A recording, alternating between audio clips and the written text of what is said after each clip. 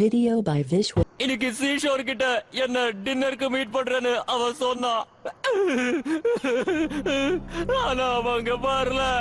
அப்புறம் என்ன அவ வரல, அவ்வளவுதான். இத மட்டும் வச்சு நீ அவளை காணாம போயிட்டான்னு எப்படி சொல்ல முடியும்? அவளுக்கு கடைசி நேரத்துல ஏதாவது இன்டர்வியூ வந்திருக்கும், அதனால உன் கூட டின்னர் சாப்பிடறத கேன்சல் பண்ணிருப்பா. ஆனா அவளுக்கு நான் கால் கூட பண்ணி பார்த்துட்டேன். அவ என் கால் எடுக்க மாட்டேங்கிறா. அவ என் காலையா எடுக்க மாட்டேங்கிறா. இங்க பாரு, எந்த நேரத்துல நீ அவளுக்கு கால் பண்ணன்னு என்கிட்ட தெளிவா சொல்லு.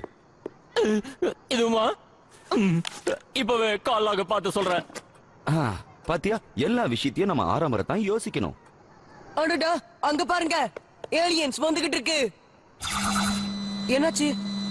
சரி, நாம சரியான விளக்கம் கொடுக்கணும்னு நினைச்சா கூட அதை பத்தி திங்க் பண்ண ஆரம்பிச்சிடுவோம்.